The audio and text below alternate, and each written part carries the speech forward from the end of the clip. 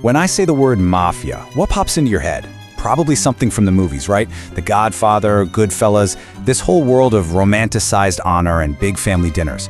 But the real story of the Sicilian Cosa Nostra, well, it's way more complicated, a lot more brutal, and honestly, even more fascinating than anything Hollywood could dream up. So today, we're gonna peel back the layers and get into the real history of the world's most infamous criminal organization. To really get the mafia, you have to wrap your head around this old Italian proverb. If everyone is guilty, no one is guilty. This is so key. It perfectly explains how the mafia didn't just survive, but thrive for so long. See, they weren't just some gang operating on the outside of society. They were woven into the very fabric of it.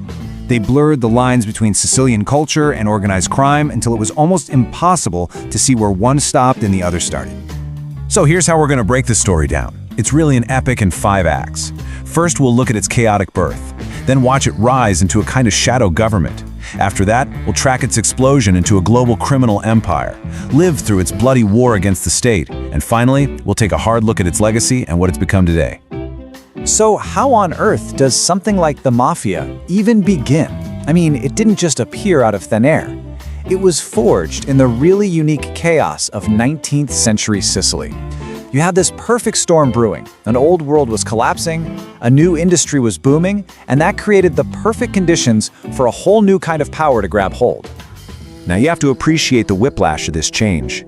Before the 1860s, you had a handful of powerful barons who owned pretty much everything, and they had private armies to keep it that way. But then boom, Italy unifies, and that whole system just shatters. Suddenly you've got 20,000 new landowners, and nobody to protect them. The new Italian state, they sent just 350 police officers for the entire island. It was a massive power vacuum, and someone was bound to fill it. And this is where it gets kind of strange. They found their first killer app in lemons. Seriously. After the British Navy figured out lemons could fight scurvy, demand just exploded. Suddenly, Sicily's lemon groves were like gold mines, but they were super vulnerable. So landowners hired local gangs for protection. And those gangs very quickly figured out, hey, it's a lot more profitable to be the threat. They basically created the danger and then sold the solution, a perfect extortion racket. And this wasn't just some abstract theory. Let me tell you about a real guy, a Dr. Galati.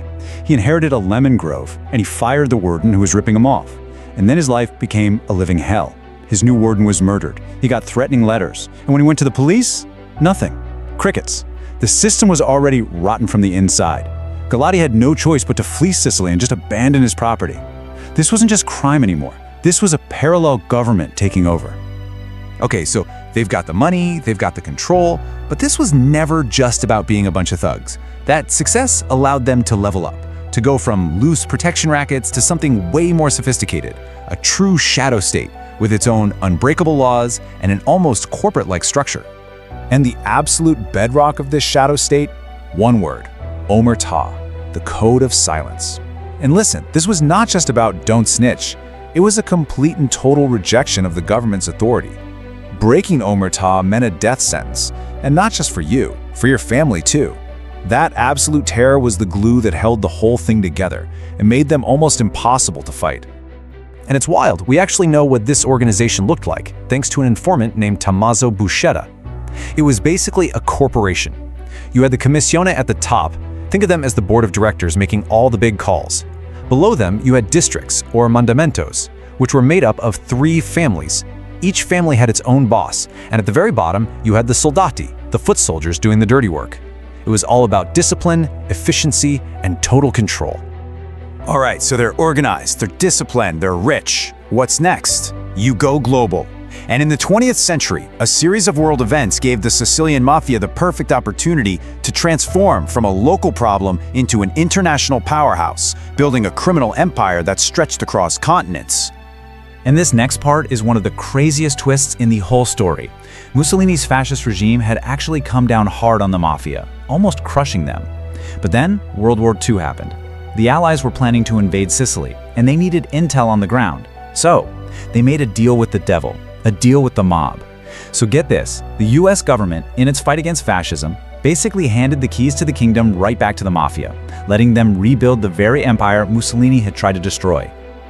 With their power restored, they aimed even higher. And the moment that changed everything was a meeting in 1957. The American mob boss Joe Bonanno came to Palermo for a summit. They'd lost their base in Cuba to the revolution, and they needed a new global hub for the heroin trade. They chose Sicily. And that one decision, man, it transformed the Cosa Nostra into the gatekeepers of the international drug market. They ended up controlling a staggering 80% of the heroin that flowed into the northeastern United States. So, you have all this money, all this power. What comes next? Arrogance. And a whole new level of violence that brings us to the bloody climax of our story. This is where a ruthless new boss comes in and decides the mafia shouldn't hide in the shadows anymore. No, he was going to declare all-out war on the Italian state itself. And every great dark story needs a great villain. Meet Salvatore Totò Riina. His nickname was simply The Beast. He was from the town of Corleone, yeah, the real Corleone, and he clawed his way to the top of the entire Sicilian Mafia through a campaign of violence so shocking it horrified even other hardened criminals. You have to understand what a different kind of animal he was. The old-school mafia bosses, they were all about discretion, working in the shadows. They avoided poking the state directly. Riina, he was the exact opposite.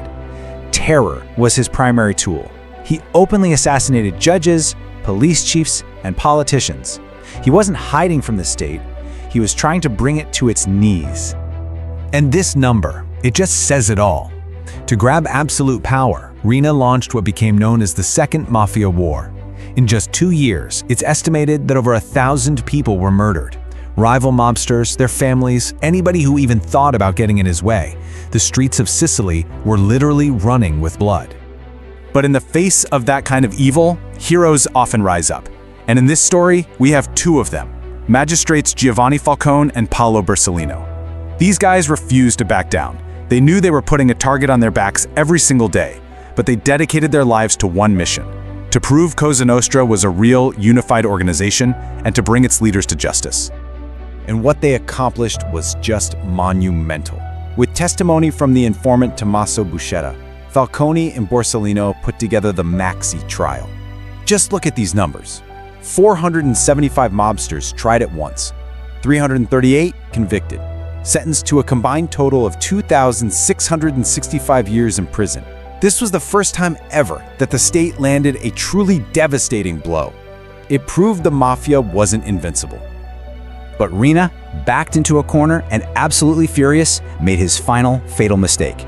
In 1992, he ordered the assassinations of both Falcone and Borsellino. They were killed just months apart by massive car bombs that shook the entire country. It was an act of such unbelievable brutality, and it was the breaking point. The murders horrified the Italian public and finally turned the full, unstoppable force of the state and the people against the Cosa Nostra for good. That public outrage, that was the beginning of the end for the old mafia. So in our final act, we're going to see how Totò Riina's war against the state ended up bringing his own empire crashing down, and how it completely reshaped the world of organized crime in Italy forever. The state's response this time was unlike anything before. We're talking more than 7,000 soldiers deployed to Sicily. It was a massive manhunt. And in 1993, after 23 years of being a ghost, Totò Riina was finally arrested in Palermo. The reign of the beast was over. But here's the thing about organized crime. You cut off one head, another just grows in its place. With the Cosa Nostra crippled, a new power rose up to fill the vacuum, the 'Ndrangheta, from the region of Calabria. They're a whole different animal, less centralized, built around actual blood family clans, which makes them way harder to infiltrate. And today, they're the ones dominating Europe's drug trade, with an estimated annual turnover of over 50 billion euros. So that brings us to the big question, doesn't it? The Sicilian Mafia, the one from the movies, is basically a ghost of its former self, broken by its own brutality. But its fall didn't end organized crime, it just changed the game. It really makes you wonder, is power in the underworld just a cycle, where every time one empire falls, another one is just waiting in the wings to take its place?